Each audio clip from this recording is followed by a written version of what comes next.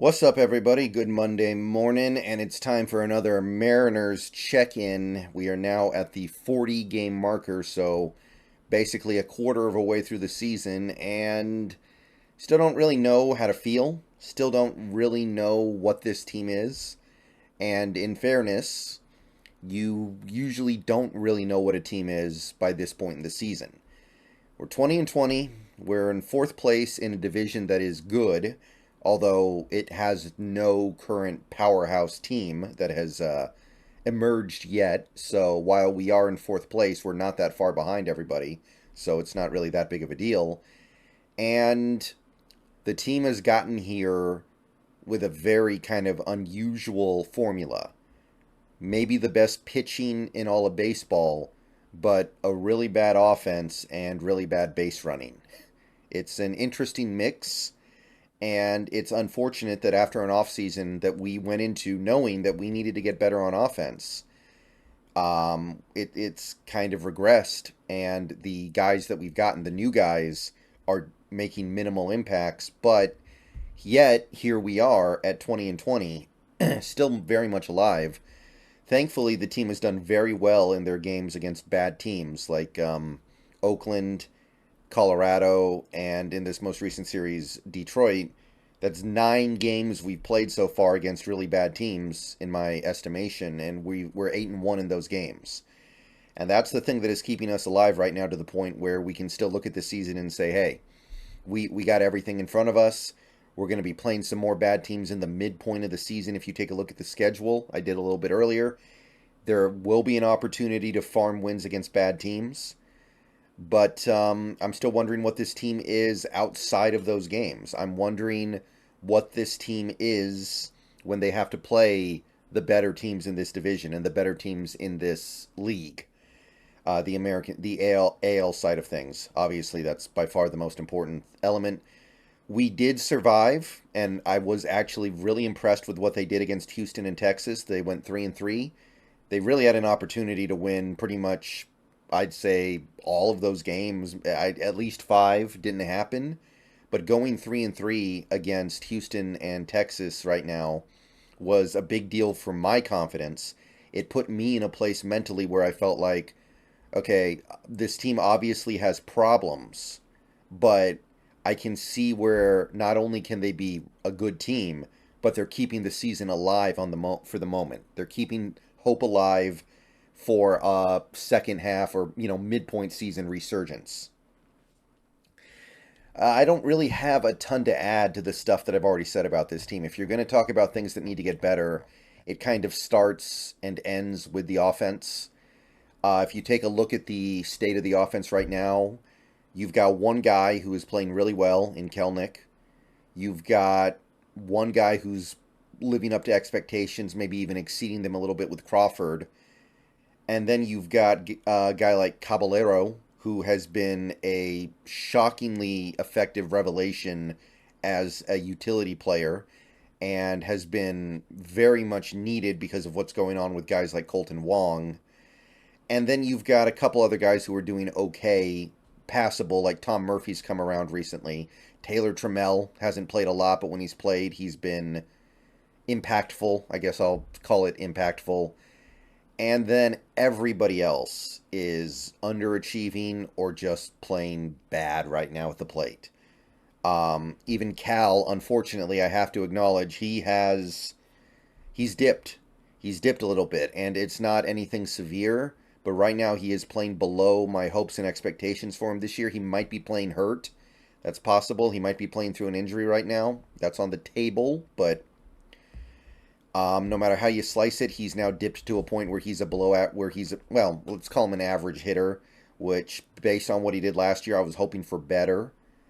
Ty France finally broke out of the slump, but overall, he's still not playing at the level that you want Ty France to play at, the level that you need Ty France to play at when he's such an important linchpin to your offense.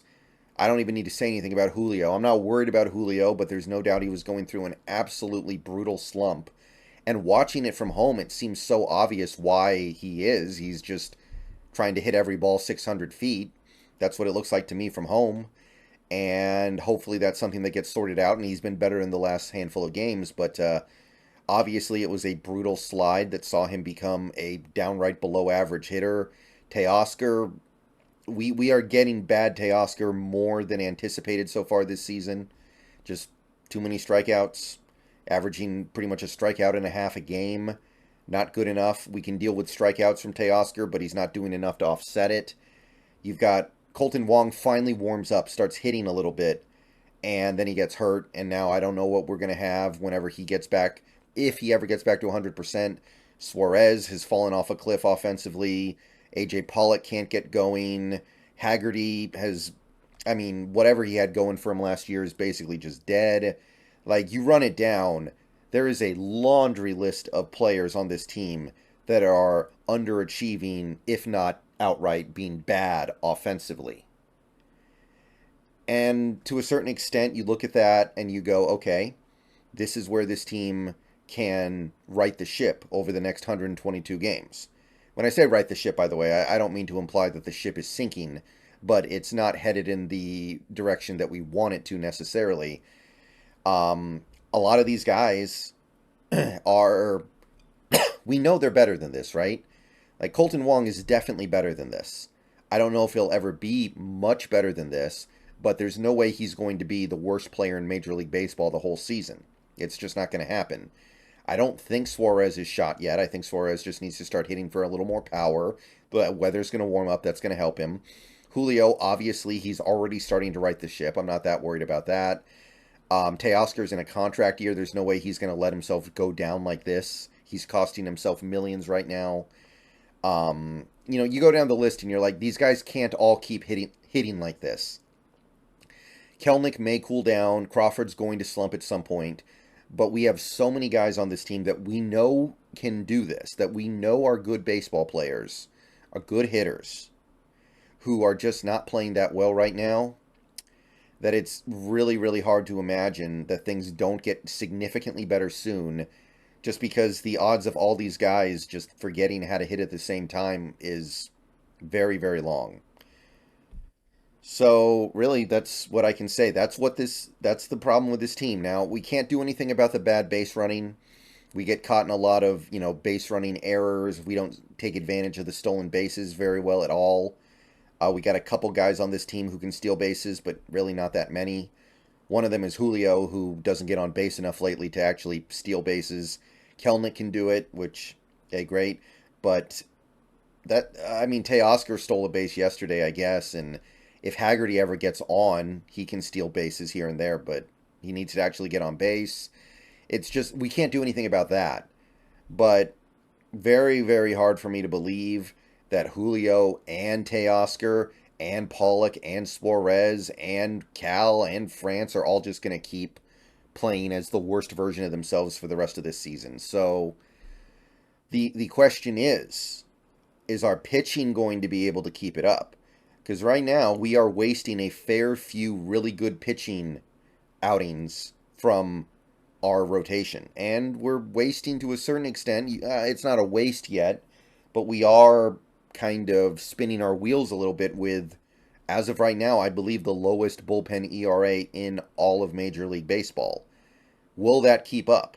Is this going to be a situation where the bats warm up in the summer because the temperature picks up, but our pitchers start giving some of it back and it all cancels out? Maybe so.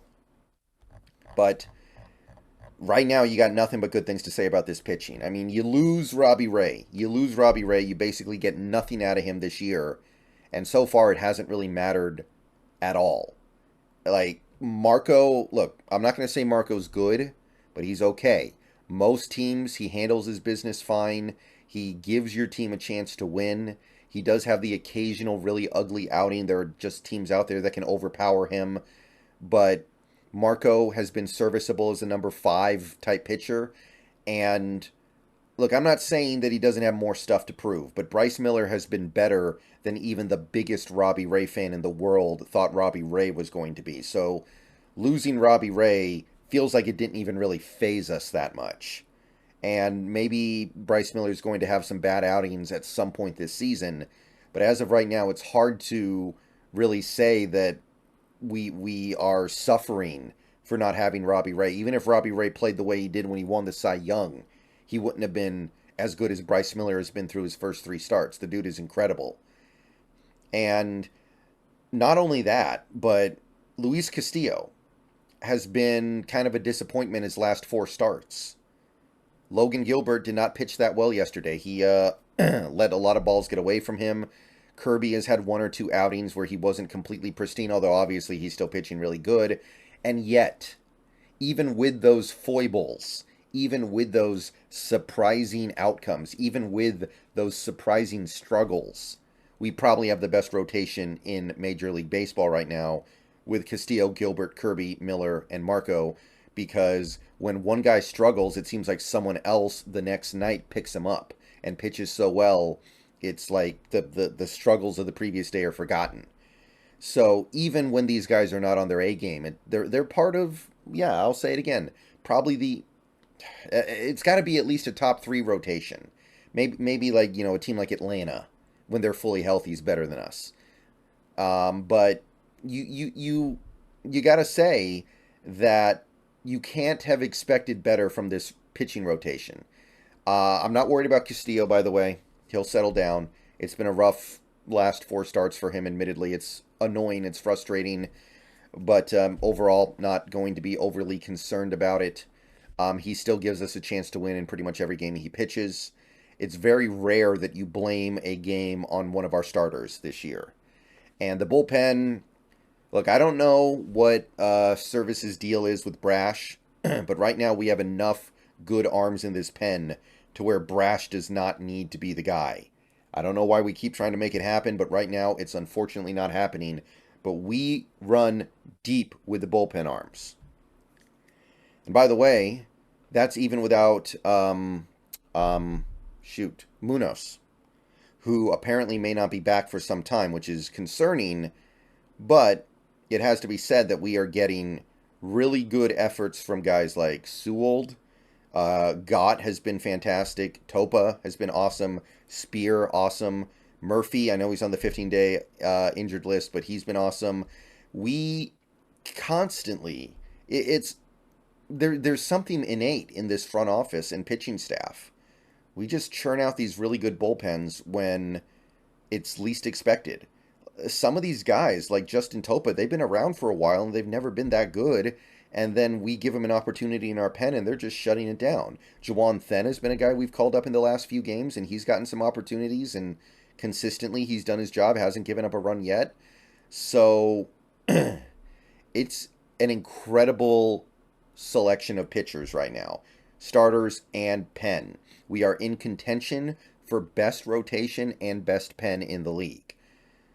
Now, I'm hoping that can maintain going into the summer when, again, I've said it before, I'll say it again, offense gets easier when the weather warms up. Hopefully that affects our offense positively.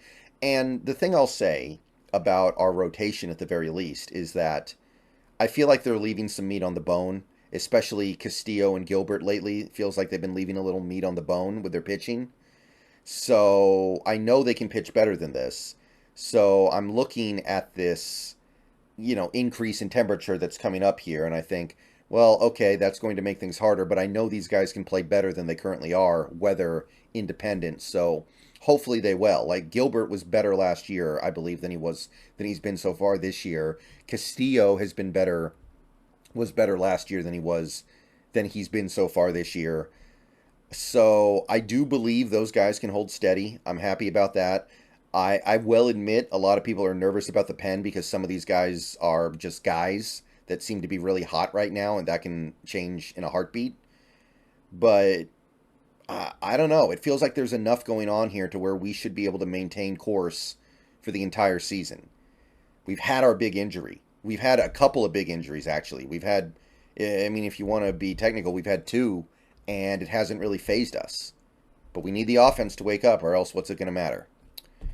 All right, we've got 2 interesting series coming up. We've got the Red Sox, and then we've got the Braves. If we can get through those games if we can get through these next 2 series with just 3 wins even, I think that would be pretty phenomenal. And then hopefully we can continue to take care of business against weaker teams. See you guys later.